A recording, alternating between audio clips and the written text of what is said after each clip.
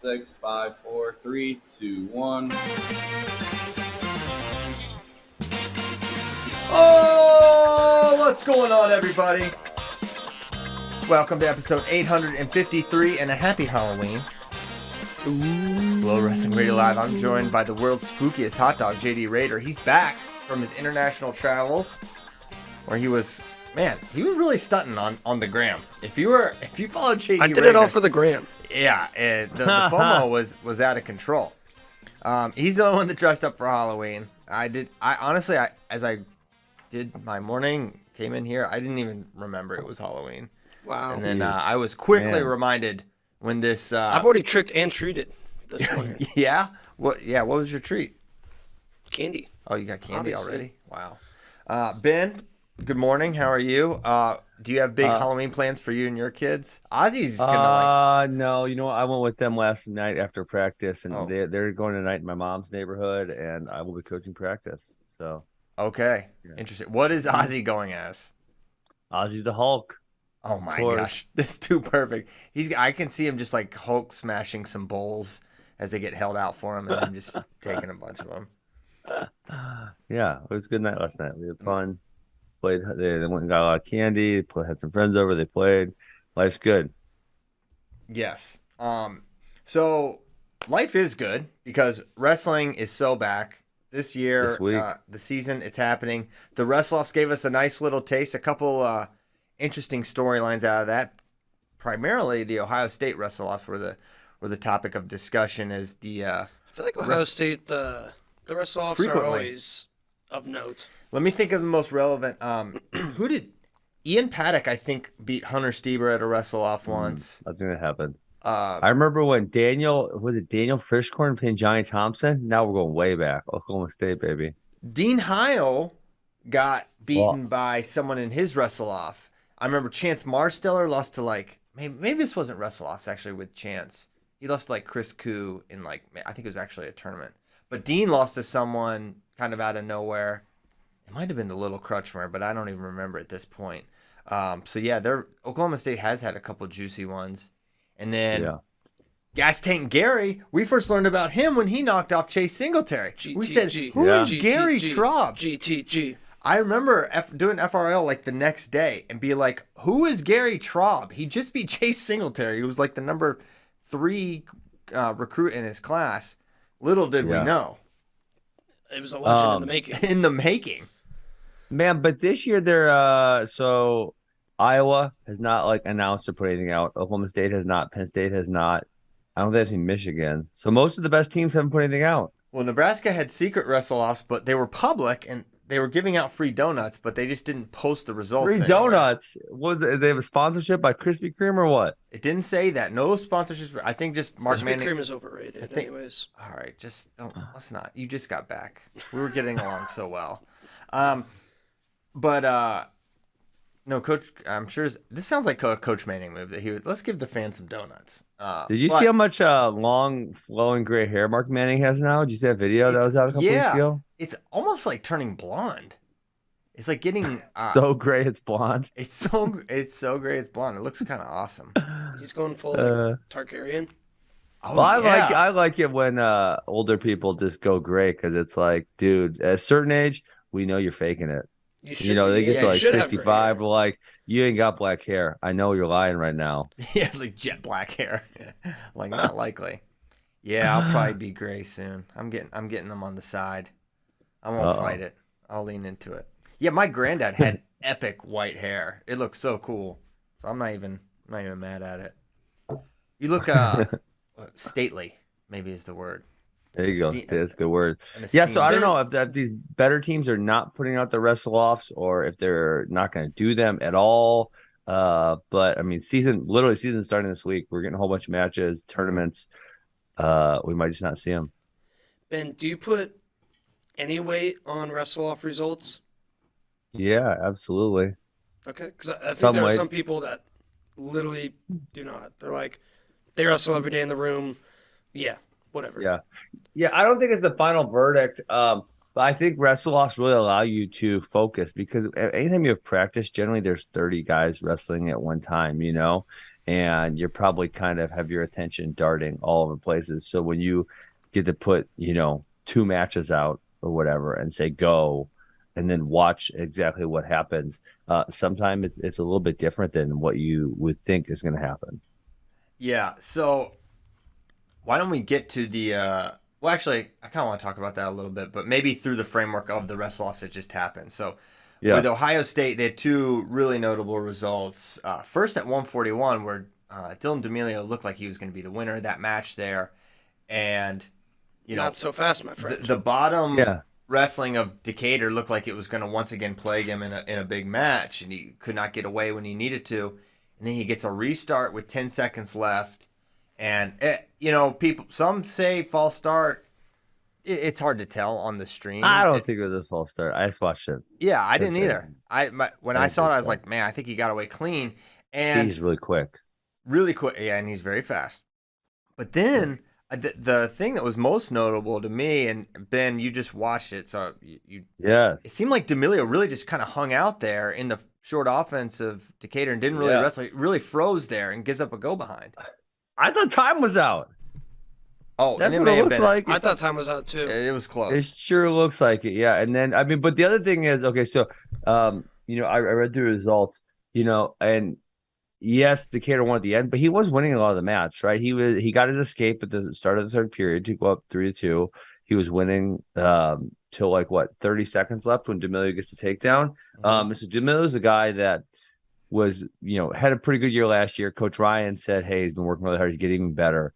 And so maybe, Jordan Decatur beating him. Yes, this would be one where I need to see Decatur do it in real tournament situations and dual meet situations and probably throw him in there.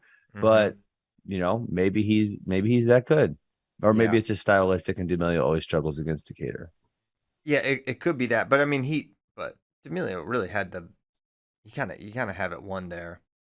Up to and on top. But yeah, I thought there may have been time. It was definitely close. They didn't take a look at it, interestingly, because they took a look at the Karchla Hepner takedown.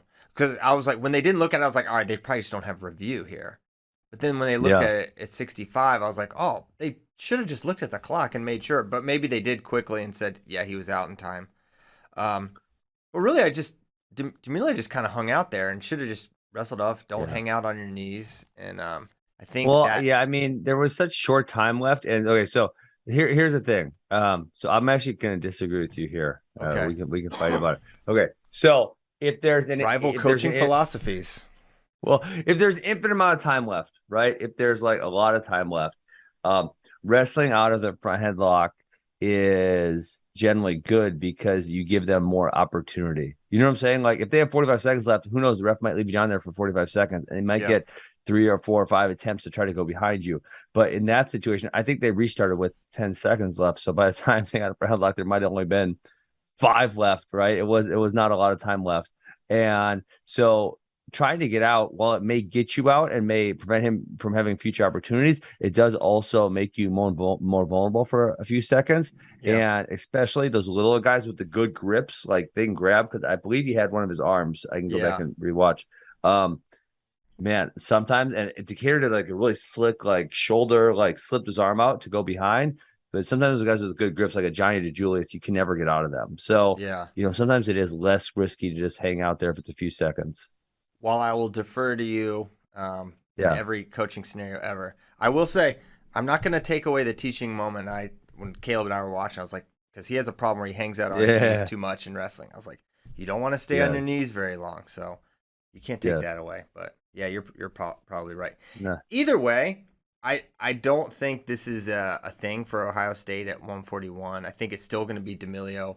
But why not? Why don't they? I mean, obviously they're both going to. Are they going to Michigan State Open this weekend? Yes. What if Decatur figured it out? Decatur has not redshirted at this point. Yeah. So he still has a red shirt available, as does Bryce Hepner, which I didn't realize. But with all the COVID stuff, he does have a red shirt available. So very likely see him red shirt, and then I'm not sure what the fallout will be in the next year. Does Karchla go up and he slides in at 65? Hepner is certified at 57, I believe. so he could go down. But I don't know if that'll be the move. But it was a weird match. If you watch the Karchla Hebner match, Hebner won. I said definitely not a takedown For Karchla. Yeah, definitely not. He never got he has that arm out. Yep. I agree. There was not two. And then so Karchla got a stall point, and so it was 1-1 going into the third. Karchla's choice. He goes under and he gets ridden. I say 2 minutes straight. He was ridden the entire period and lost 2-1 riding time. But there were like some restarts in that third period, and he couldn't get away. So yeah, it was good top work, obviously, from Hebner. He's a good leg rider. He had a lot of good stuff. Never terribly close to a turn, although there were a couple like sort of flurries where you could see maybe where he was getting close. But yeah, at the end of it, it's bottom work, and that's something that has plagued Ohio State wrestlers at times. It's been, Tom Ryan hasn't avoided that discussion at all, or that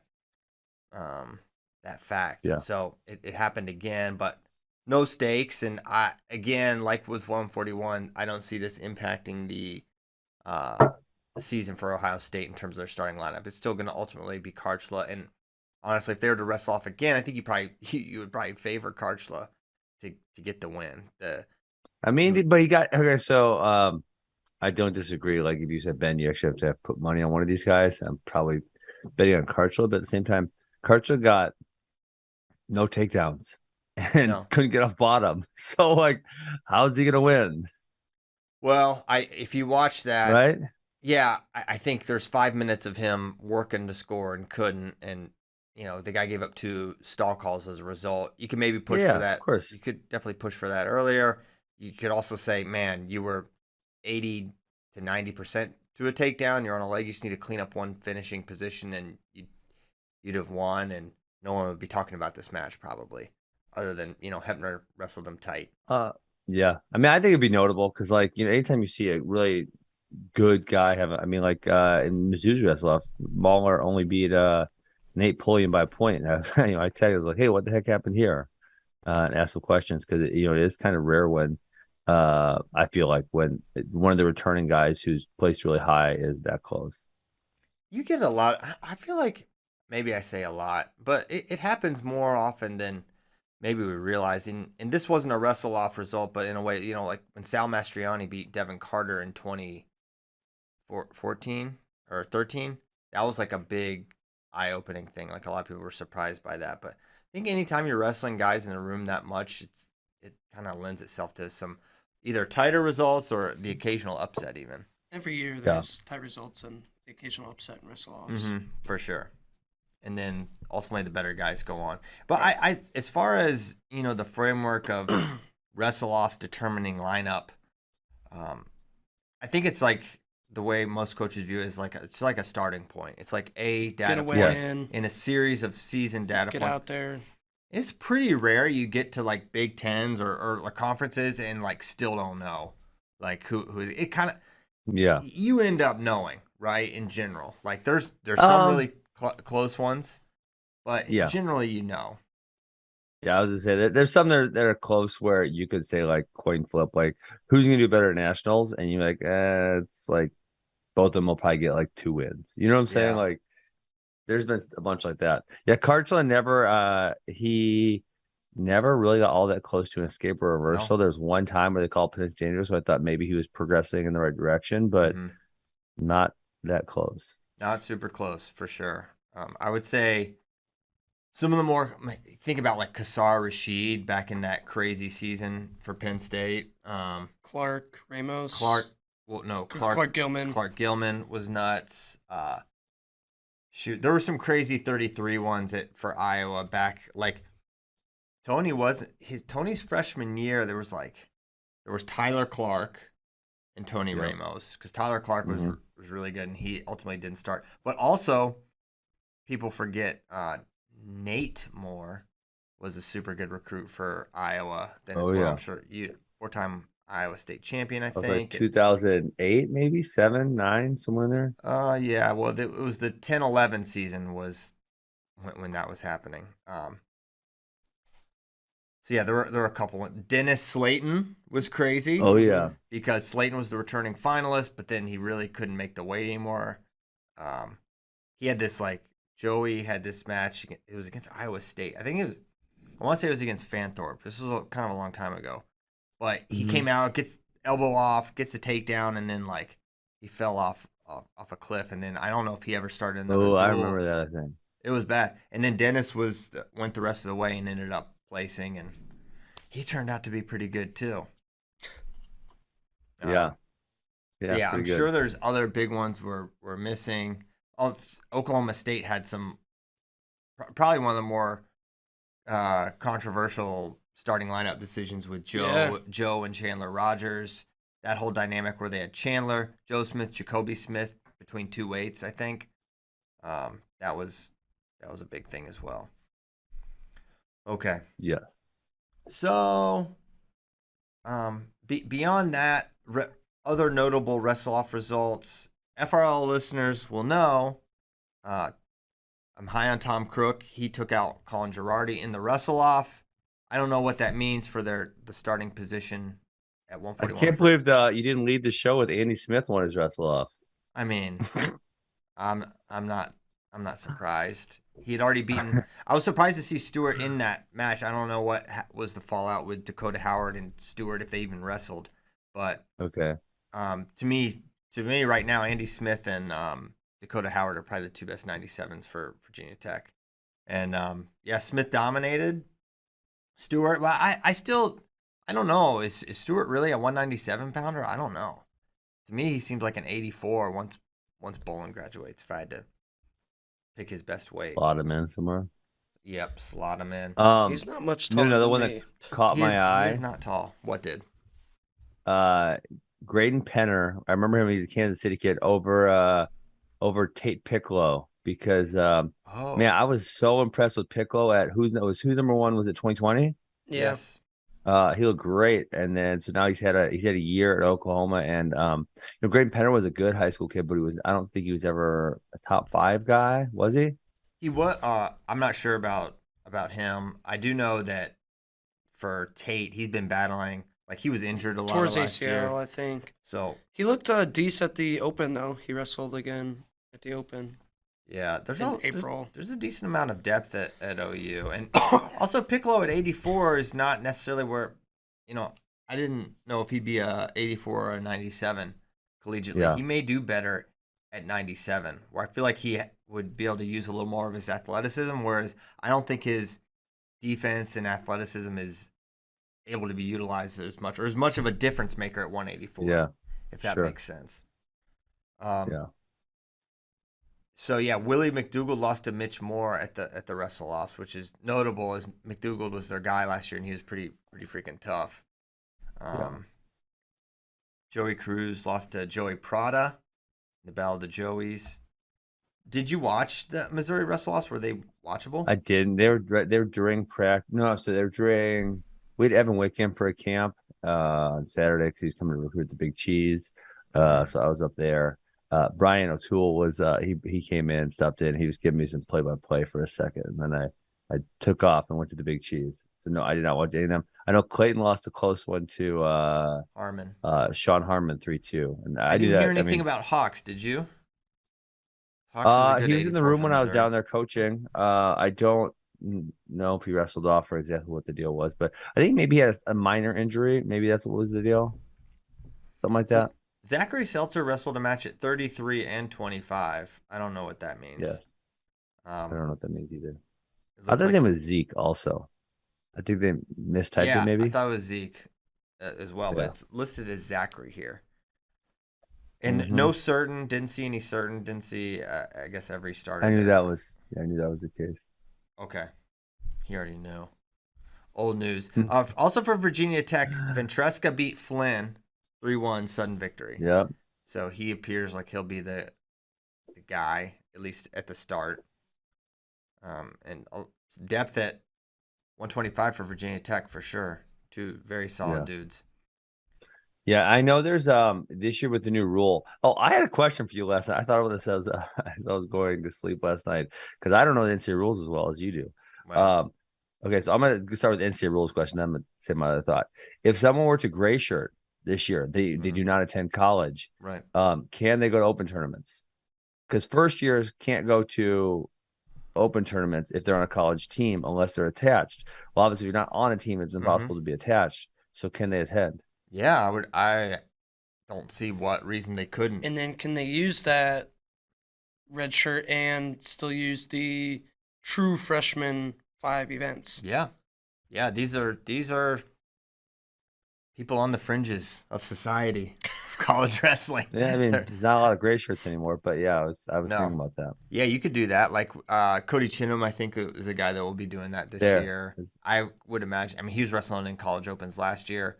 Assume he could do that again this year. I don't see any reason they couldn't because they're not in that NCAA realm at all. Yeah, they can't. NCAA couldn't regulate them. Well, they could regulate them by saying something like, "If you do this, then your eligibility clock starts," or something to that effect. Obviously, it could be like regulators mount up. They could say something like that. What about this? I got another one for you, Christian Piles. I'm not done with this grilling session. Right. What if they want to go wrestle in a freestyle tournament? Yeah, I think they could do that. They can do that. Gray shirts can do it, and red shirts. I think you can do whatever you want if you gray shirt. You can do anything you want. Like shit. Gray shirt, no rules. No rules. It's like an Outback. Well, that's not steakhouse. true. You guys are wrong because if you do 12 credits, then your clock starts, so you cannot do whatever you want. Well, then you're not gray shirting. Yeah, but nobody wants to take school. These people should not be doing school. They should be wrestling. This is what matters in life. You guys are funny. Okay. No, the thought that I had with these non wrestle offs or people not having wrestle offs is I think there's more and more of these tournaments coming around where like for example, the one that Mizzou's doing on Flow on November 12th, I believe each team could take 20 people. Right. Yeah. So like they can take. So I think there's more of those tournaments where people are taking like multiple people per weight class, and so you're going to see their results play out in competition, which obviously is more relevant to all college coaches than the wrestle off. Yes, for sure it is, and we'll see some pretty competitive opens this weekend. Michigan State and Southeast are probably the top two in terms of competition. Michigan State is always really tough way to start the season, and we're going to see a lot of All-Americans potentially there. Some really tough freshmen. So looking forward to that for sure. Kozak already has a preview out about that, and I'm pulling it up here. That is Mr. Kozak. And we didn't mention Jesse Mendez yet, but here we go. He pinned Kuntz basically immediately. He got a nice go behind. Then he ended up in a front headlock and just whipped him over for the fall. And could see him. We could see Bird, Ragusan, Foley, Wyatt Henson could be in the mix. And I don't know if Chris Cannon's an option, if Northwestern goes to this, but I don't think they do.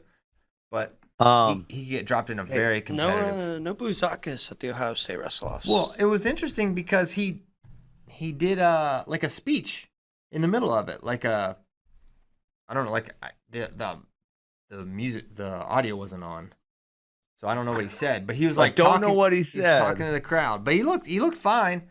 But no Bouzakis did not wrestle.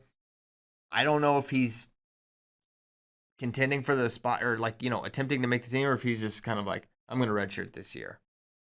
But they're both 33 pounders, so Mendez I think has no interest in redshirting. So there you go. Hopefully he wrestles this year though. Like hopefully we see him at MSU. Yeah. Some matches at least.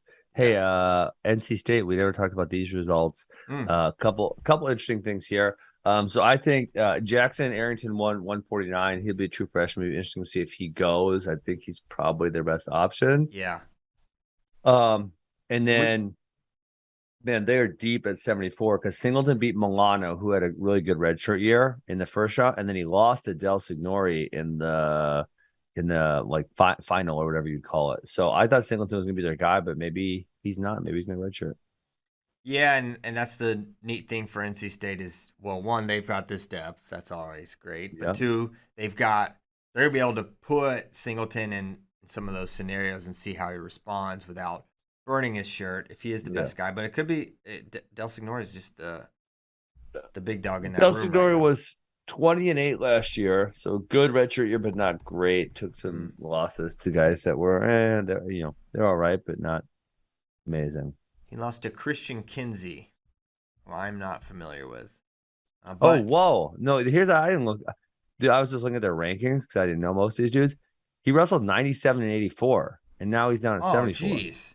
Well, that'll do I know, a right? trick. He's doing the Dane Pistano. Yeah, he's going full Pistano. This has not been attempted in recent history. So maybe that could be a part of it. He's just a guy getting plugged in, being a team player at his non-natural weight. Now he can go 74 and maybe have some good results. But also, man, NC State is just kind of known for guys with great depth, bad records, and then they, time in the room and they get better. So that wouldn't be a surprising result. That is also true. So yeah, we will see how that pans out for NC State at 174. And we've been talking about Arrington for a little bit, like as you've looked at 149, like, man, are they really gonna do that? And 149 at the ACC could have a couple interesting freshmen with Henson and Arrington, both in the mix there. Yeah, for sure. So looking forward to that. Any other wrestle-off? Nick in the chat is saying we're supposed to mention Casey Swiderski. Oh, yeah. Yeah, he kind of snuck by. I don't think Iowa State streamed it, but I did have Boots on the Ground. Boots on the ground? Boots on the ground. Dan Raider. Boots? My father. One of my favorite all-time things is totally What? set. Have you guys seen Pants on the Ground? Yeah, looking like a fool with his pants on the Oh, ground. my God. I loved that so much. I watched it 100 times. Greatest thing ever. That's a great, wow. What a callback. I think that was American Idol. American Idol, yeah. You love American Idol. The age limit was like 32 and he was like 67 or something. Yeah. He's a legend. Yeah, 34 Never give years up on old. your dreams. That's right. That's exactly right. Oh, so great. All right. Okay, but this kid wasn't that good last year, and he was a high schooler, and Swiderski barely beat him. So maybe we My need dad to... said Swiderski must be sucking some weight or something. He looked real good in the first 245 and then gassed. Uh-oh. Dang. That's our pants on the ground reporting. That's right. So Pants on the ground. he only won 6-5 against Jacob Frost. So maybe, what, this is good. We were hold our we were horses, talking 'cause you guys ourselves are into calling some national wild titles. Casey Swiderski stuff. We gotta those brakes needed pumped, and this Hey, helped. he didn't pull a Karchla though.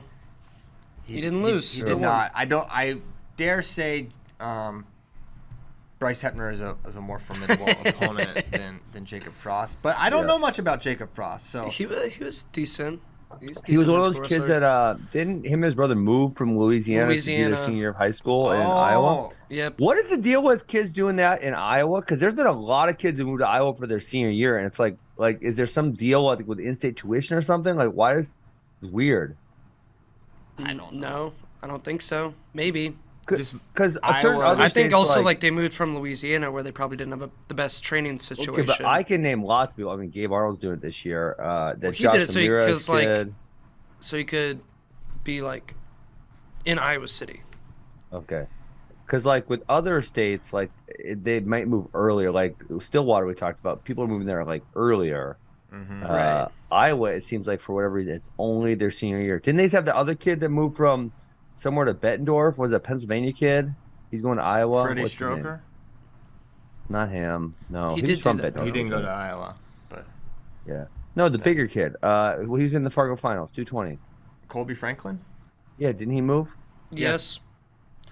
But I think Another one. that was also he was in a roster battle at Wyoming Seminary and lost, so he couldn't compete at 195. So he's like, okay, well I'm going to Iowa and I'm not starting for Wyoming Seminary. I'm going to Iowa City High. I'm just going train. See, I don't know all the dirt here. You guys give me the dirt. I don't know. I just noticed. Maybe you do get in-state tuition if you live there a year. That could be a very real thing that I'm not aware of. Yeah, because it feels like it's only their senior year. It doesn't feel like they're moving there like early. It feels like just the senior year they moved to Iowa. Yeah. Weird. Who knows? So, I'm assuming it's stuff like that, though. Okay, so Yes. Swiderski wins, but he won. He did win. Oh. Close, but he won. So they're gonna have some tough match. I mean, he's got Little Rock, Campbell, and Wisconsin this weekend if Swiderski wrestles all the matches. So he's got some scrappy battles. Yes, and other notable results: MJ Guyton pinfall Julian Broderson at 174, and Guyton had already beaten Rojas, correct? So Guyton's he's a fun guy to watch too. He kind of. What did the pants on the ground say?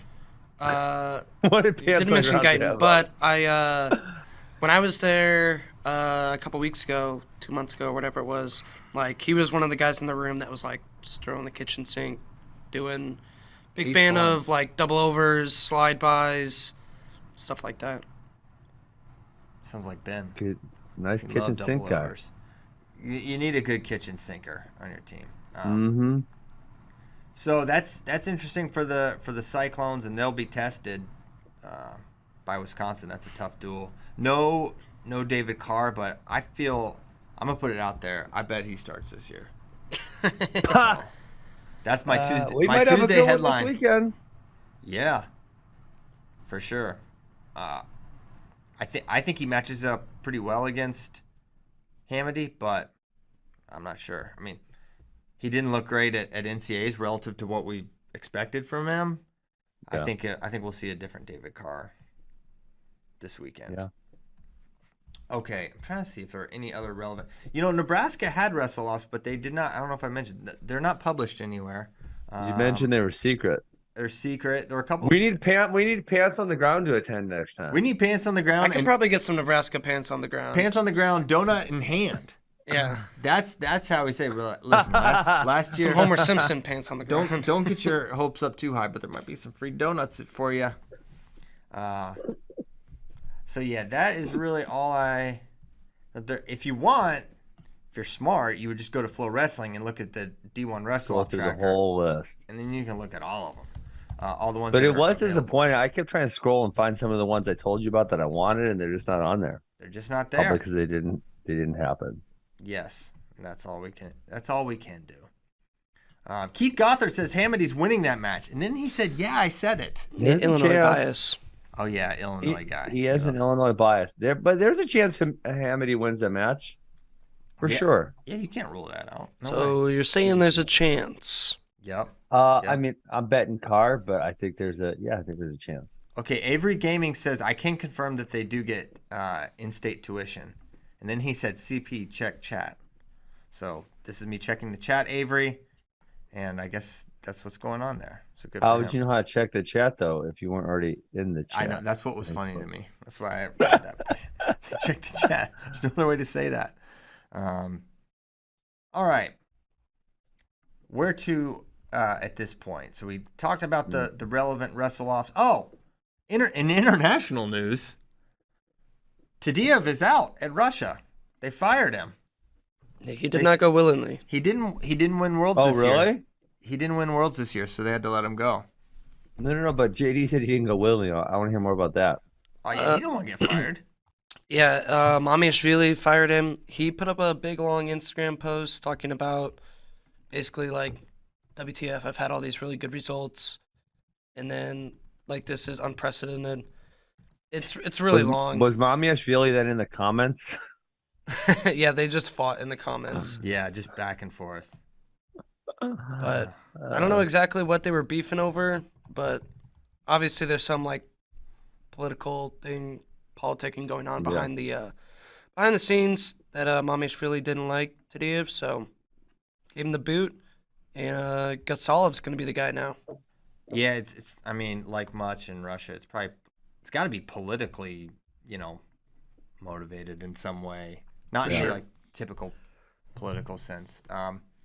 Oh, is that the post right there? Yeah. Zamalabat? And then, he does this, all that typing, and then there's another comment just as long, too, talking about it, too. In the notes? Is a lot of the top wrestlers kind of came to his defense, and they were like, I've had great success with this guy. I like him. Yeah, I gotta say, I don't understand it. Well, it clearly wasn't a decision based on results. Flo should hire him to be your Russian correspondent now. Oh my gosh. How about that? What we Bond do? Villain? I don't know. That could be. This will be so awesome. Come on, Christian. It would be awesome. I feel like he might beat us all up though. Yeah, there's a chance of that. man, he starts his Instagram post, formal appeal. This sounds like It's when a Michael Scott Okay. declared bankruptcy. I was gonna All say right. like You can't just type formal appeal, Mr. Tadiev. He declares formal appeal. I declared it. I didn't type it. I declared it. And I declared it declare it. formally. Therefore, I encourage you to reconsider.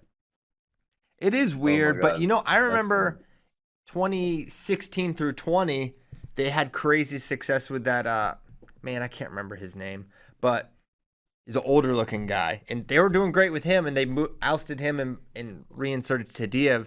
And I remember us thinking, like, why did they do that then?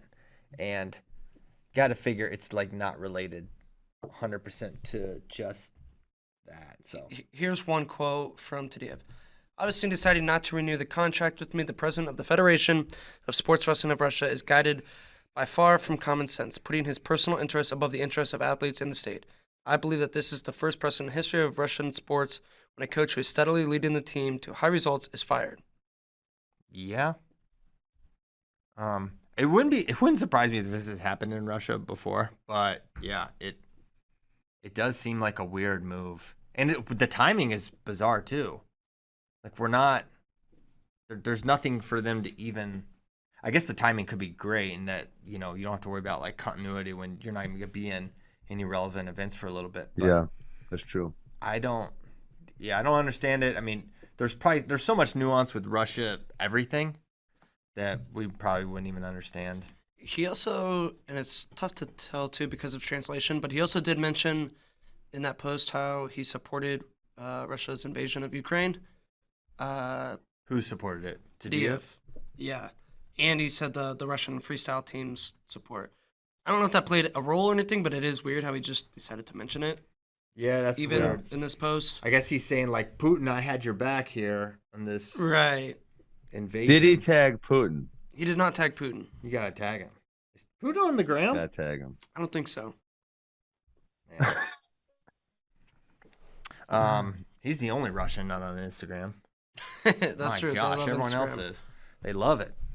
Yeah, so maybe that could be part of it. I don't know. Or maybe that's just another reason why he's so mad. Like, Is Mamishvili? No, he's Georgian, not Ukrainian. Yeah. I don't know why I thought Ukrainian for Mamishvili, because that could. Yeah, obviously that would That'd be cause strange. some issues. Yeah, Ukraine. Anyway, so he's out. Ben, will you apply? Position. No. There's no way in hell. Okay. Too funny. But Gatsalov, everyone seems to like Gatsalov. Everyone likes him. I even like Gatsalov, and he's Russian, so yeah. Everyone I guess seems to let's think see he's a what cool he dude. I remember when he wrestled. He was very classy when he wrestled Kyle at Beat the Streets in 2014. I remember thinking, man, I like this guy. He's like super legend, but also really, really seems like it's a good, humble champion. So yeah, I agree. Good for him. Maybe I just wanted a nicer guy in there. Maybe need someone a little more friendly. I don't know. It's kind of fun to have somebody to root against, though. No. Oh yeah, for us, it's nice when Russia is literally coached by like when Sargush was their 74. Oh my gosh. Oh, the worst. Ben still has a patch of hair missing. He had to get lots of invasive surgery to repair it. So he's out.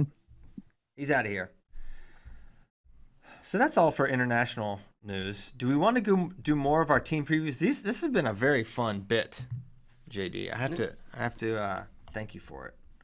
We got to get the questions in there though. Hold on. Where would you like to go next? Let's do one team and then questions. One or two questions. Only now? one? Only one team? Let's get at least one team in before we move on. Okay.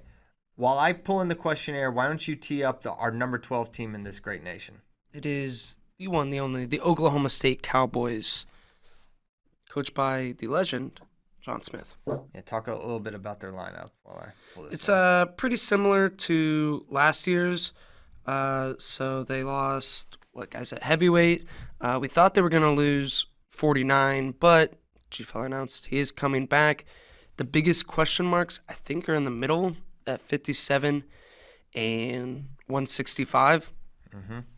So if we just kind of want to run through it, 125. Is Wyatt Sheet still there or no? Yes. Yeah. Yeah, I'm going to the roster right now. See who's on the roster. As far as I know, he is. Anyways, I assume he is. So at 125, Mastro, 33, Young, Fix, 41, Young, 49, G, and then 57, 65, I think probably Wyatt Sheets, and then Harper at 65. But, I wouldn't be surprised if they think, hey, it's better to move Sheets up to slide Voinovich in at 57. Voinovich was expected to be at 49. I think that's what he competed at last year in red shirt. But with G coming back, obviously, I think that's G's spot. 74, Plot, 84, Whitlake, 97, Serber, 285, Dose. I think that's how you say it. Maybe you pronounce that T. I don't know. Oh, it's not Doucette? Doucette? I thought it was Doucette. Man, he tried to get real fancy. You send this guy to Europe for 2 weeks, and he's going, Connor Doucet. I put an E at the end of it to make it sound more formal. Yeah, Darte. okay. We get it. You are classy. You're funny. So hey, this... Whitlake's still on the roster at 65 here. Well, don't listen. I'm just saying what the Rosters roster are says. the most inaccurate source of roster information, as it turns out in wrestling. You're just totally at the whims of not even like the coaches. It's just like, I don't know, if someone Information director. Yeah, someone that updates every sport. So Jason in the chat says Voinovich at 149. G won't be down until maybe Christmas. Maybe Christmas. And in which case, okay. Yeah, John, we talked about it on the show. I think so. Anyways, John's like, let's just say when G came back, he was not close to weight. So it's going to be a little bit. He's like, I'm not going to say what it was. 57 then. Be done with it. I don't know. Because he's probably better at 49. Yeah, so this is... I mean, if we look at Oklahoma State's lineup, guys, they've had a lot more success going up and down. A lot. I mean, we just go back to the last 15 years. I can name freaking so many dudes who went up and had way more success. So maybe they should figure that one out. Well, in a similar vein, Luke Serber's coming down to 197 with the departure of Ferrari. And Coach Smith actually was like,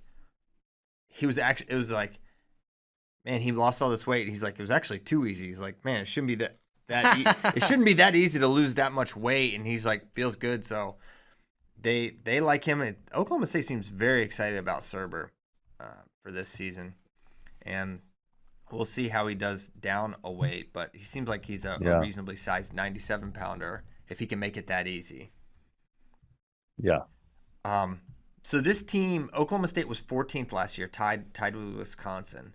And they're rolling out what I would consider a very similar lineup.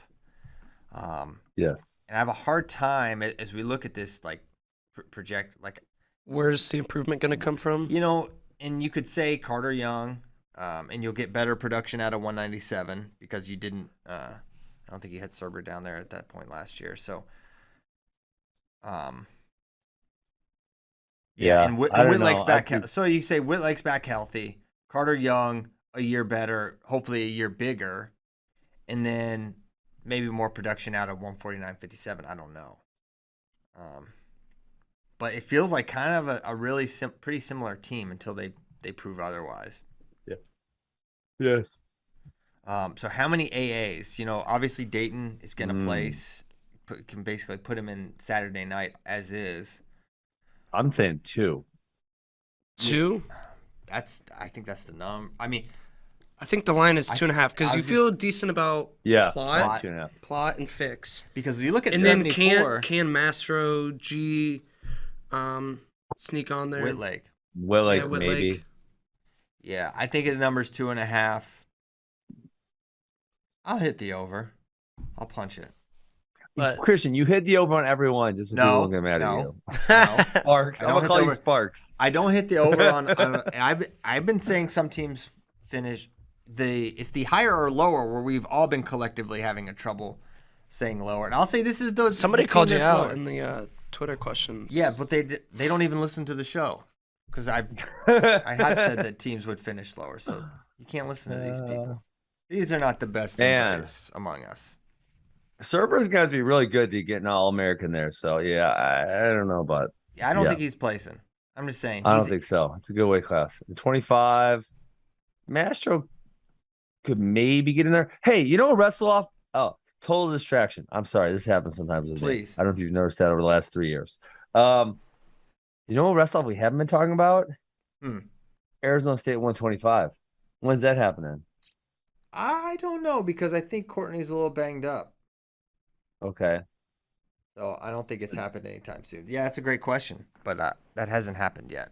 That's one of those ones, though, where it's like, unless Figs just comes out there and, like, blows him out of the water, like, is it really changing anything? Mm-hmm. Like, you got an NCAA finalist there.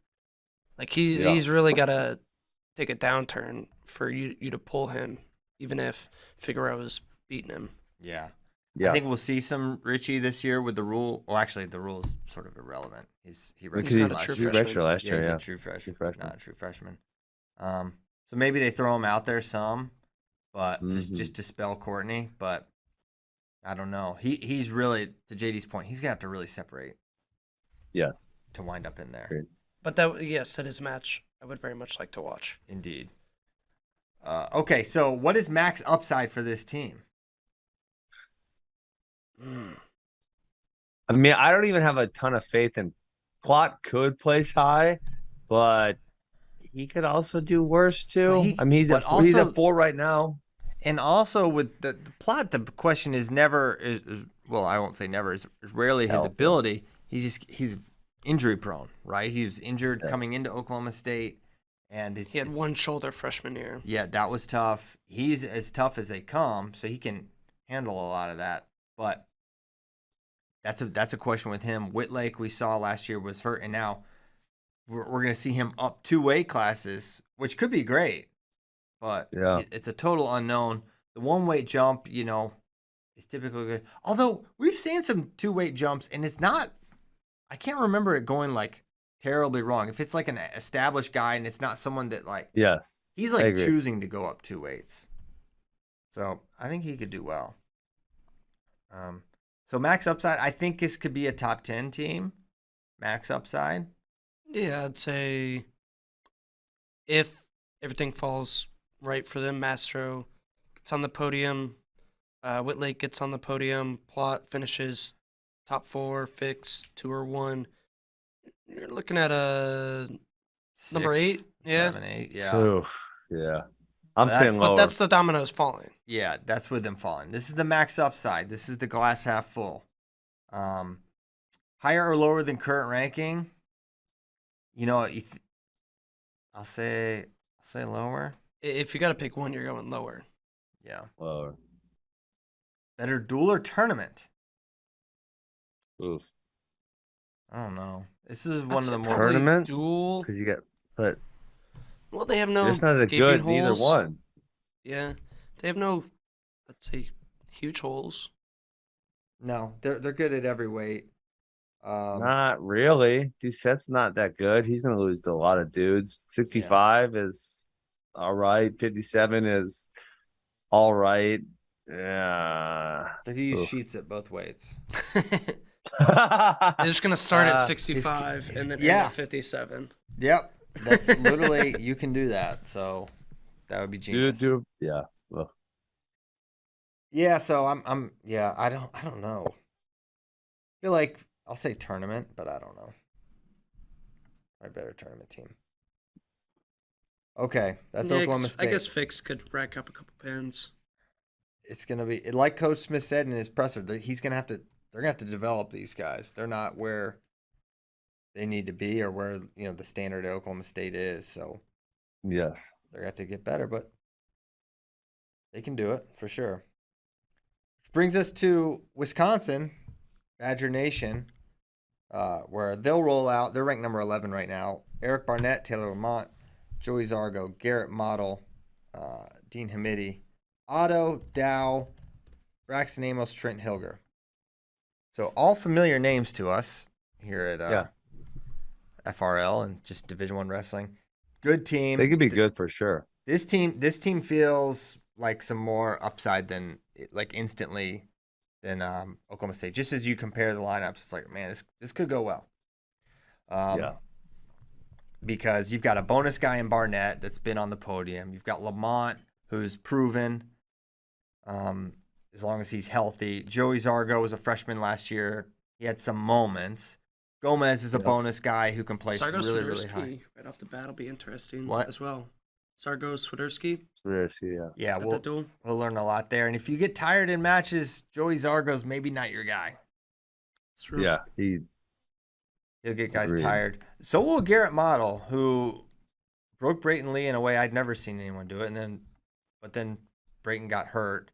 But really, for Garrett, that was kind of an outlier performance, which made me think something was just up Same with for Brayton. Brayton. Yeah, that's what I'm saying. Because Garrett really never recaptured that magic. Hamidi could be a top 3 guy, but he's just in just a brutal weight class. The weight of weights. The weight of weights. It's already been declared. Josh Otto, this your guy? Josh Otto, baby. Yeah, I actually replaced that because I know he beat up on Calhoun in the wrestle-offs. So you guys had Calhoun in there, but I'm pretty sure it's going to be Otto. You said no, says I. It's Yeah. going to be Josh Otto. Tyler Dow. He's like a Greco dude, but he was a recruit. Braxton Amos. Could we see James Rowley roll out? He's like 74. Is he a 74? Everyone says he's 74. Yeah, Otto beat him in wrestle-offs too. Relatively convincingly. There we go. Ooh. Josh Otto's. Ooh. Yeah. Ben's got been looking pretty proud of Joshua. I love Josh Otto. Yeah. Yeah. What was he? Tell us about him in high school. I don't know a ton about Josh. He's the cookie story, remember? Wait, remind me. He's so stubborn. You don't remember the cookie story? I don't remember either. I will if you give more details, man. Okay, so I mean, this is a long time I know. ago. I have so many cookie stories, Ben. Okay, this is the long time. Well, the one year, I think it's his first year at UWA cadets, so like 15, it's 15, 16, 17-year-olds. And he's in this match, and he keeps doing a head inside single. And yeah. You made him walk home. Back. No, he got to ride with someone else. But I told him he's going to have to walk. I said, if you shoot head inside single again, you have to walk home. I didn't know that had something to do with cookies. He went and shot a head inside single, got 10-0'd. It was 8-0. He got 10-0. And I'm like, oh, God dang it. But then we got home, and I was pissed. Yeah, Keegan was 15 also. And they were like, oh, my God, that's Dayton Fix. Oh, my God, that's Sammy Sat. Like other guys, And I freaking went home, and I was like, or went back to where we were all staying at. I yelled at him for like, dude, you guys, I brought you here to compete, not to freaking like look up to all these dudes. Like, how you gonna battle with them if you're looking up to them too much, Mm-hmm. And then Josh said, so I'm yelling at them, and then Josh was like, hey, my guy like placed or something. Like, I don't remember exactly what he said. It was something to that effect. And I said, oh, good, Josh, do you want a cookie? And I freaking walk out to where we were like an Airbnb. And so I walk out into the room where the parents are or whatever. And I turn around and Josh is following me. I'm like, dude, why are you following me? He goes, hey, you really got a cookie? Oh, no way. Yeah, he did. Yeah, he did. And I'm like, oh, freaking go away, Josh. Man, he either does not have good he can't read a social room awareness at all. Or you do a very bad job of letting people know you're upset. One or the other. No, I'm like, gee, yeah. He said like so and so placed or he made it far. I don't remember what he said. I said, good. You want a cookie? And then I freaking left, and he followed me. And I'm like, what do you want? He's like, hey, you got the cookie? And he was serious. He wasn't like, because that's a man with no fear. That is, yeah. He was serious. He wanted the cookie. How often do you lay into guys like that? Oh, not that often. I was extra pissed that day because we didn't have anybody place. I mean, that tournament's tough. Keegan lost in the round of 12, I think. But they were like wide-eyed and looking up, oh, my God, that's this guy or that guy or whatever, It's like, dudes, like, are we here to freaking battle? Or are we here to, like, say, oh, my God, that's Dayton Fix and whomever else? Yeah. I don't remember exactly who. That's probably Yanni, maybe, something like that. That's when I knew Keegan wasn't going to make it. I think he lost. I know he lost to Lucas Bird in the round of 12, and I don't recall who he lost to on the front side. Yeah. It might have been Malik. Might have been Malik actually. Okay. Maybe. I'm thinking Little Keegan. Little Keegan. Yeah. I mean, yeah, he was like 100. I think it was 101 pounds that year, maybe. Wow. Yeah. So Josh Otto, he's fighting Josh for the Otto cookies. wants a cookie. He wants a cookie. That's hysterical.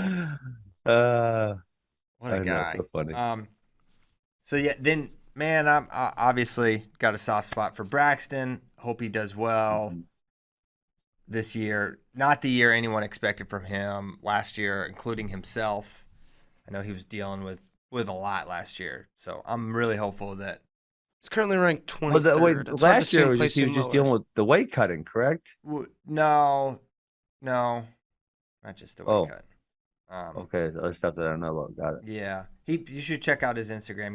He's open about it, so I guess I can mention it.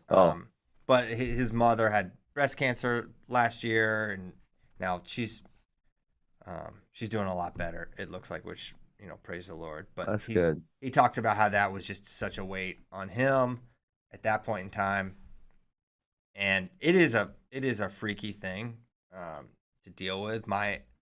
When I was probably around Braxton's age, honestly, my dad got diagnosed with cancer, and that was like the most.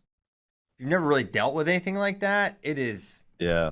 It messed with me a lot. I ended up I stopped school for basically a year and just worked because I was like, it was a whole thing. He's great, as you all know, and it sounds like Braxton's mother is doing awesome as well. So that's great. But that definitely was a weight over Braxton, and he's in Wisconsin, which is just like not close to West Virginia, for you geography majors. So I think that was definitely made it even tougher that he's like not there. So she's gonna be at all his matches this year, which is great. So obviously we are rooting for Braxton. So yeah, hopefully he can have a nice season this year. And then they got Trent Hilgers back for I believe his final year. Although gotta be. We'll never know for sure with these people. Never. They just will never leave. It's like JD. He's never gonna grow up. This guy's gonna be wearing hot dog costumes till the cows come home. It's completely random. Hot dog costume. Random. If you watch I Think You Should Leave, I don't even have to explain it to you. This is one of the best of all their skits. And if you don't watch it, shame on you, because we talk about it every other show. Yes, we do. I don't know. I have no idea what you're talking about still. I talk about I Think You Should Leave. You have Netflix, I'm sure. What's that? Yeah, here we go. There he is. There's Tim Robinson. We all got to find the guy who did this. Please watch I Think You Should Leave. All right, so let's go through the questionnaire. What is the max upside for this team? Probably pretty high. My question, where you can see big points, is you need to get guys in that top three, right? You need those big points. So you could see it with Gomez. You could see it with Hamady. Mm-hmm. Barnett is the next guy, maybe. You could see placing high because the weight's not amazing. I mean, Barnett's currently he wrestles hard. He's tough to beat, but at the same time, sometimes he's struggled against these like really high level guys in neutral. Like a Courtney, for example. Kaylor, he struggled against. Although, did he beat him in the wrestleback side? He lost him on the front side pretty convincingly. He pinned him. Pinned him in the wrestleback. So he's got that big move potential. So maybe, but I think probably 5 through 8 is more likely for Barnett. Yeah. He has beaten McKee in his past. Yep. Maybe just the one time. He definitely beat him once. Maybe more than once, though. I think it's just the one. Really? Oh no, he majored him. I want to say beat him. Yeah, I thought there was another one in there somewhere. I mean, these two, McKee and Barnett, they're kind of cut from the same cloth. Pinners. Yeah, a little bit, yes. They can kind of they can lose matches they should win. They have big moves. So yeah, Barnett's a guy where if you look at 125, there's Spencer, huge, and then Patrick Glory. You feel great about those two as the top two. And then, beyond that, I think it's a little more open. Barnett would always probably be an underdog to a Courtney, but beyond that, I could see him going on a run. So he could be like the third high placer. Hilger, I don't give up on people, but there's not a lot of evidence that he's going to return to that form we had seen in the past. It could happen, but he wasn't the guy that we saw place, 6th and 8th. So I'm not as sure about him. Yeah. So this team, it was kind of, there's a lot of parity at heavyweight when I look through, I think him and Zach Elam actually wrestled in the round of 12 his freshman year. Mm-hmm. Zach's right there. And then, like Slavakuski, Davison, Elam, Orndorff, they don't feel unbeatable for Hilger. No. But then you keep going down the list, and it's like, he's probably gonna be like in some really tight matches with a lot of these dudes. Exactly right. He beat Elam 1-0. Yeah. In 2019. That sounds like a fun match. That sounds like a real hoot and a holler. So with this max upside, this could be a top 5. Like not top 5. I don't know, but like, where do you see the improvement coming 7, from 8? of where they're ranked? Like Barnett's currently above 6. where they're ranked. Let's see. Yeah, because Barnett's, this incorporates, where this they're puts ranked. Barnett at like 6th. I think Lamont's 6th. ranked 12th. Hilger's 11th. Like Amos could improve, but because he's currently ranked 23rd. Mm-hmm. Gomez He'd have is to what, prove 3rd? to high to be. Exactly, That for it makes to really more make a difference. Gomez is already 3. Yeah. Like And that's where I'm just like, Well, that's why Hamidi, I guess Hamidi's probably the most likely. the question is max upside. But JD, what JD's saying, he's got a good point about like to go up from where they are, they'd have to go up in individual performances. So who you look at it and you say, who's going to go up that far? And I think, because their best guys are already ranked relatively high. Hamidi's probably their best chance. and he's currently 6th. Barnett could get to 4th, so that's 2 spots. That's not insignificant. I could see Taylor Lamont going from round of 12 to 6th. I mean, that's where Ragusan is. That's not unreasonable. Zargo, I feel he's probably about where he's going to be. Round of 12 time 11 guy. Yeah. Gomez finals. So 1 spot, but that could be 4 points. That's not insignificant. 57, I don't think so. 65, he's ranked what? 6th. 6th. Yeah, that's 2 spots maybe. 74, I don't know. This is where we're getting the improvement right here. You tell me. I'm hoping my guy can qualify for NCAAs and win a couple matches. I would be very happy. Okay. So that's not significant. I look at some of these guys down in the 20s, and I feel like he can go with them, but I guess we'll see. Dow, I don't think so. I don't see a big jump there. Braxton's the one with the biggest opportunity. To but then 97 is also one of the toughest too. My gosh, he could jump 9 spots and be like in a battle with Tanner Sloan, who's ranked 14th. Like this weight is nuts. Caffey, Norfleet, like these dudes are good. Yeah. Yeah, I mean, I think he'll be competitive with those guys, but he's going to beat multiple really good guys to get on the podium. Yeah. So I feel like maybe 7th is like max upside for this team. Yeah. That's about right. That's fair. Okay. How many AAs? How many All-Americans for the Badgers? Badger Max. Probably. So I'm going to set an over-under. I'm going to say 3. 3.5 is over The under. line might be 2.5, 3.5. I think it's 3.5. 3.5 is over. You feel good about Barnett, Barnett, Gomez, and Hamidi? Yeah. Yep, and then can 2 more get in? Lamont, you've got Amos, you've got Hilger. I'd probably go under though. Yep. 3.5 and take 3. Yeah. That's probably what I would do. I'll take 3. Yep. I feel good about 3 for this team. Higher or lower than current ranking at end of year? This could be a push situation. You think higher? You think they get in the top 10? I think this feels right to me. I kind of like just saying 11. Because we were looking at all the rankings, and it's like, yeah, that feels right. And, okay, there's improvement here, but that's not going to affect above them. NCAA score too much. Yeah, I think they're higher. I think they can get above Northwestern and Minnesota. Yep. I kind of agree. Now looking at those teams. Although Northwestern balled out at NCAAs last year, because I did not expect that out of them. Can they replicate that?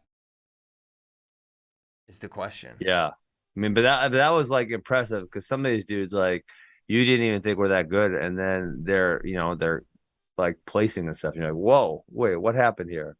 Well, who did that? Who placed it? You didn't even think was Did Tal Shahar place? good. No, I don't think so. Or was it? Hold on. Who was it that I was most shocked about? I'm looking it up right now. Teams. Okay, so they Gosh, had. they got 6 last year. I guess I didn't think amazing. D'Agostino was that good. He took 4th. Cannon 7th. I guess that was kind of where I expected that. I think Tal Shahar was in the All American round. No, sir. He won 1 match. I think if Yaya would have had That's his it? NCAAs Yeah. from 2 years ago, last year. Yeah.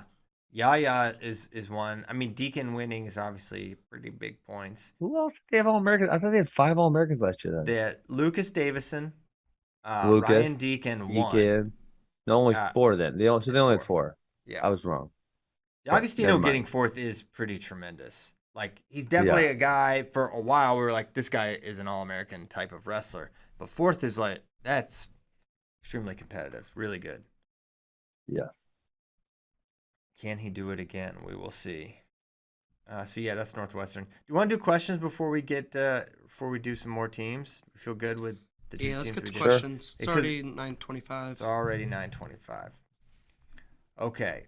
First question. AZ wrestling fan. Oh, this is the hater. As you've been going He's over a hater? Oh wait, we didn't finish Wisconsin. I thought we did. Better duel or tournament? I said higher. I think better duel. Duel. You're falling right into Mike Jarman's 119's trap. He said we've been saying they're all better duel teams than tournament teams. Well, some of them are. Sometimes it's just Sometimes that's just same. true. I feel like I said tournament for Oklahoma State, didn't I? Go back, rewind the tape. Well, he's talking about previous shows. Because obviously he didn't. Yeah, I was kidding. Yeah. He sent this 13 hours ago. Yeah, he said, you've been going over teams. You projected pretty much every team to place higher in the ranking and said they're better dual teams and tournament teams. That's not true. I'm moving on. It's not even the case. Which non-Penn State team has the best 1-2 punch?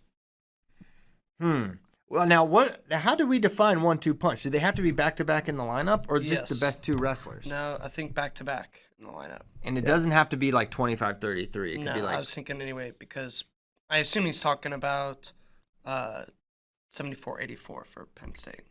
Yeah. That's pretty good. Although they also have an 84-97 national champion combo. That's true. They got the 1-2-3. That'd be back to back to back. Yeah. So, okay, who would it be? Who does? What's this? Iowa have a good Warner Cass? Warner Cass is good. Gotta be up there. Indeed. Who else? What do you think about national champs? And you try to go one way or the other way from them. So Fix, Lee. No. Who's Iowa? Iowa's 33 is not that great this year. Teskey. 41. But if you say Spencer's getting 6 Woods points, Murin? Woods Murin? Man, is that really it? No, it's not as good as Warner. Yeah, I mean, there's not a lot of other. I mean, what about we go Karchla, Smith, Romero. oh my gosh, Romero? Yeah, that's a decent one. That's a good 1-2-3. Smith Romero. Yeah. Man, that's good. Oh, but... Peyton Robb, and Ridge, 2 and 2. Yep. That's probably it. That's probably it. Yeah. Yeah, not a lot of 1-2 punches. Yeah, Parko Teamer. I was gonna say, let's look at Arizona State. I mean, Courtney McGee is pretty good too. Yep. Courtney McGee's good. Yeah. And that's a true 1-2 punch there. Does Virginia Tech have any 1-2 punches? Who's their 65? Because now they got it's gonna be like Connor Brady. Yeah. No, I mean Makai Bolin is good if Bolin is back. There you go. Yeah, not Stanford, no. Princeton, no. Yeah. Not a lot of back-to-back mayhem. Amin, you got Amin and Luan there. That's all right. Yes. Man. All right. Well, we need Luan at #1 feels kind of strange. I will tell you that. Yeah, we got to intervene there. He should not be ranked. I don't think you're going to be able to intervene. Well, you would think, but No, you won't be competing in any matches. Oh, I'm not going to intervene in that way. I'm going to intervene in the don't rank him number one way. Bryce Andonian is the rightful number one. That's fair. But he's ranked 4th right now, so what are you going to do? Yep. All right, well, that's a fun question. All right, let's go to the next one. Has there been an NCAA team champ in recent memory that would not have been the dual team champion? Yeah, I would say so. Penn State's had some that. Well Penn State has lost duels. Christian, if you just look at the team champs, they're not all undefeated. Right. Yeah. Exactly. Yeah, but that's easy. Just because they lost a duel one time doesn't mean they'll lose it again, or they would lose it above 50% of the time. I mean, how many chances did you give them, JD? Yeah. I don't know, maybe 2. They only won the tournament once as well. I would venture to say that these teams are more likely to lose dual meets than to have a changed result for the tournament. I feel like the tournament results are a lot stickier at the highest level than duels. It's inarguable. So I would say there's probably been a lot of teams. Like Penn State had some crazy competitive duels last year, right? And they ran away with the tournament. So I think it would be more frequent. Of course. I agree. But my thing was, you can't just say, well, they lost a duel during the season, so that they will definitely lose. Well, we did for a team title. Fortunately, we didn't say that. Well, Ben did. He said he said these teams are undefeated, so they wouldn't win a dual team title. I don't know. I said, I mean, kind of by definition that there's more likelihood that they would lose if they've already lost. Yeah, correct. Right? I think that's all he was saying. Correct. Which is why a dual team title is so awesome. So awesome. We should do it. Did Ben Askren have Chris Pendleton over? And did they rematch? Yeah, did. I heard that went well. Yeah, he's a nice guy. Had some a few of the coaches over. Yeah, it was nice. He's a nice guy. He's recruiting some of our guys. I think he's doing a good job at Oregon State. So no, I don't hold grudges. That's good. Not a grudge holder. Who will be the first that is ranked in the top 10 of their weight to be upset? It's probably going to happen this year. A higher person. Also, define upset. Like, if just losing to someone ranked below you. That's it. I think that's the easiest way. Okay, well, that'll happen a lot in the top 10.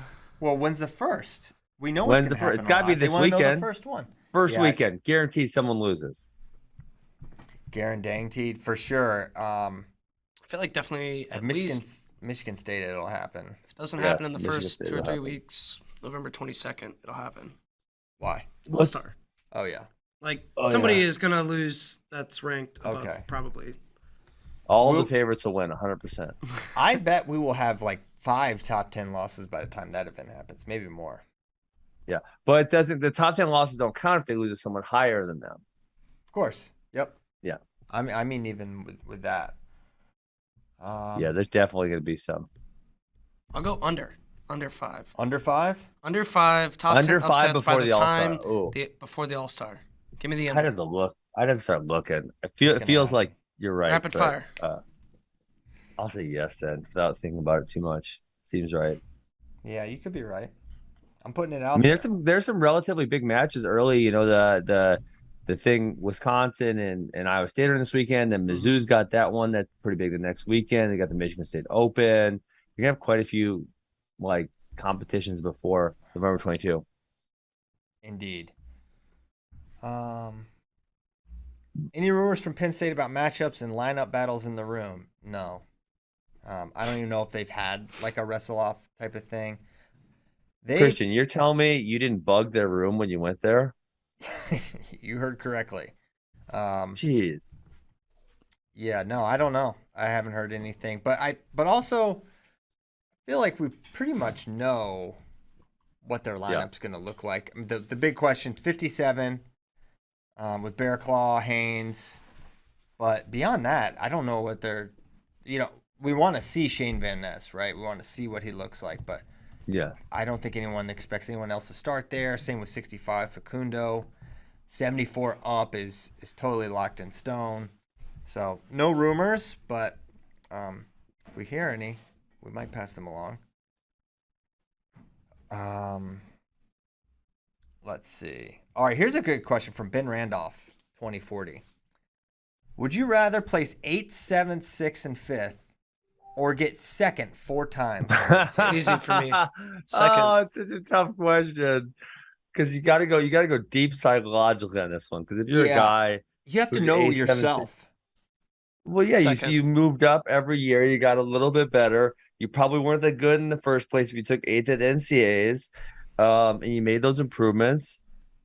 And if you took second 4 times, you were freaking good from the jump. And the fact that you never were able to get it, that hurts bad. I don't care. So Nobody's bad. going to talk about you in scenario 1. 4-time finalist, you're a legend. But in your you're own getting right. talked about for maybe not a great reason. Don't care. I mean, I'd say it is a great reason, but yeah, you're still a 4-time But how do you feel about finalist. yourself? It's how do you feel about yourself? True. F all those other people. True. So, all right, here's a question Well, for JD. that doesn't affect me. Here's a question for JD then, because it's all about just getting talked about. That's his main thing. And just like, hold on. You got to rest underneath the bright lights on Saturday night. Like, the other scenario, you never did. If you go like 2-1, 2-2, no one's probably going to talk about that. You know? Well, okay, I'd rather be that. But you would rather be that. So now Yes. it's not about the. Of course. Okay. That's not all about. You sounded pretty excited about it. Alrighty.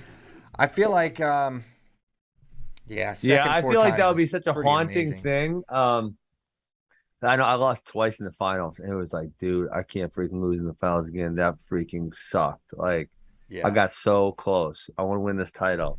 And I think if you were 8th, 7th, 6th, you would be out of range where you were ever like, I was gonna win that year, you know, and you would be happy you made improvements. So I feel like from a psychological standpoint, it would be significantly easier to handle situation A than situation B. Not even thinking about what other people think of you, just thinking about yourself. Like, man, I never got it done. Yeah, but you gotta remember, you're a mental midget. I'm a mental giant. I love it.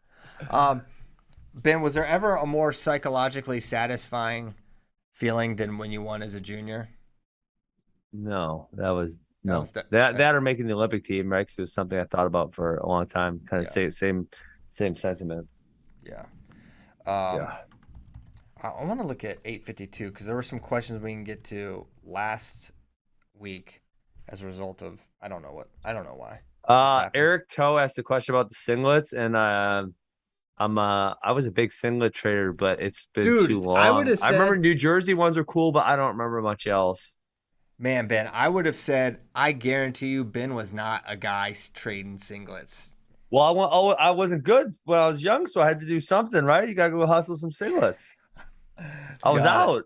What am I gonna do, Christian? Sit in the stands and pout? I'm gonna go trade some singlets. Take my mind off it. Got it. Hawaii had some sick ones. They had the flower ones, and that was when Travis Lee beat Nick Simmons. Oh dang. Yeah. Big throwback.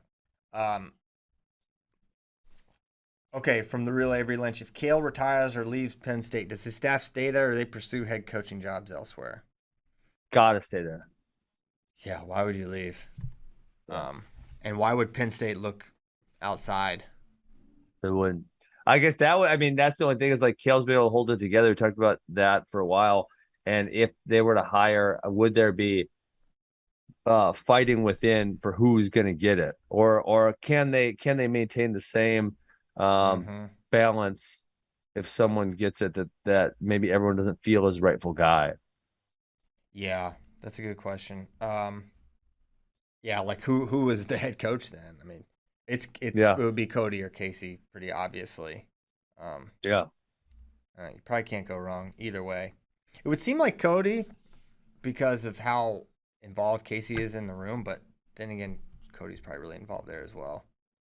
Yeah, they could make it work either way. We already talked about the 100 first graders. Was this a who would you rather fight? Yeah. Ben is absolutely confident he could take out 100 first graders. Not if they charge at you all at the same time. One at a time, though. I have the stamina to withstand them and devour them. You just punch them in the face as they come individually, but it's 100 at once. Well, yeah. I can't protect my back at all times. All right, how many? Okay, since he's in the room right now, Ben. Listen, I have a first grader, JD. I know exactly how much damage they do, and the answer is none. They don't hurt you. They overwhelm you. I'm sure I need. Yeah, but you have one. You don't have. I need 100. an I mean, the animal only way, scientist. no, Christian, the only way you're going to lose is if you die from exhaustion or you feel bad for hurting first graders. Those are the only ways. They can't hurt you. They can't. I think you got me. I think I'm messing these first graders I have up. a first grader. JD don't have any kids. He don't know what it's like. This is true. First grade is really weak, but I think it's like third grade they get a little squeezy. They all combine powers. Tougher. I don't know. Yeah. How many do these first graders think about do these first graders know how to fight? Like, are they going to be going for my eyes? Yes. Genitals. Killer do they know graders. this? They have rabies. They got rabies. Well, if they got rabies, rabid first graders, you're a dead man. Ben. What? How many Mark Baders could you take? He's in the room right now, so I'm gonna relay. Dude, Mark Bader, that's tough. I think after 2, I'd be overwhelmed. I think I'd beat up 2. After 2, you cannot beat up 2 Mark Baders at the same time. Oh crap! I'll beat up 2 Mark Baders at the same time. I will hurt 2 Mark Baders. That's insane. They got this thing. I don't know if you know this thing that Bader and a few of his comrades at Mizzou, they got this little guy versus big guy thing where the little guys try to fight the big guys on the Mizzou team. Still, Bader still hasn't grown up. He's still doing this. Like, he just did it a couple months ago. Little guys aren't as effective as fighting. Individually, sure. 1-on-1. 2-on-1?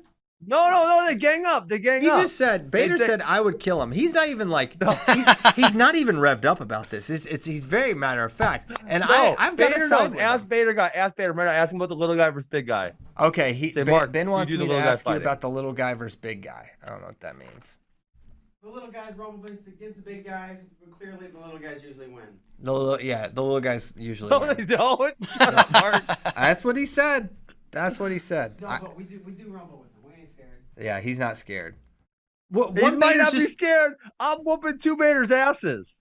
Listen, 1 Bader's just going to jump on your back like a spider monkey, and then they're going to throw all your war medals over the bridge. Well, if we're talking about street fighting, Bader's got that long hair, so you can punch him and pull him and you can start goosh him. You can hockey punch. He would cut his hair for a fight, for combat. How does he know? So now this is premeditated? He's attacking me? Yeah, we're setting You're going into battle. Yeah, it's like that's the scenario. You're in a Thunderdome, and it's like 100 first graders versus Ben, and then oh god. Yeah. I'm envisioning now the Coliseum, and do you know how like in Gladiator when they pull those doors out and the tigers like come out and stuff? I'm envisioning Ben or me just standing in the middle, and they pull those doors back, and then just 100 little first graders come marching out in single file from all directions. And they're all wearing like Paw Patrol shirts and stuff. Are you not entertained? Oh, come on. Transformers, whatnot. And then I'm just punting them across the Coliseum. It would be You're kind sick. of. You're talking about beating up first graders. I feel guilty. Even the thought of like punching a first grader, I feel bad about it. I'm like, dude, I can't do that. This deviant has no kids. He doesn't know. No kids. No kids. All right, well, it's them or me. Before JD takes us any further. Yeah, who knows where he's gonna go? He's already wearing a hot dog costume. So we're getting out of here. Listen, he already had the music. He was ready. Tyler. I just thought about it. You could just for the 100%. You could just have bags of candy. You could just throw it, and then they'd all go over there, and then you like kick like 6 of them. Yeah. And then you throw the. They'd be so distracted. What would make it interesting is if you were in like not an enclosed thing, but like almost like just a column, and you could throw them off like the cliff or whatever. Then I think it would be easier to defeat them. But if you can't like dispatch of them very easily and efficiently, we're done. But they would just go in water and they'd be fine. They're just eliminated from competition, not walking the earth. All right, that's as good a place as any to stop. Ben is taking off his earpiece, so he's really done. Happy Halloween. Be careful out there if you got kids. If you're a grown man trick-or-treating, stop it. Don't do it. Don't do it. JD. The only part of trick-or-treating is you should be spreading joy to young children, giving out king-size candy bars. That's not what I'm doing to young children. I'm fighting them. He's here to fight them and train them up. Thank you guys so much. Happy Halloween. Goodbye.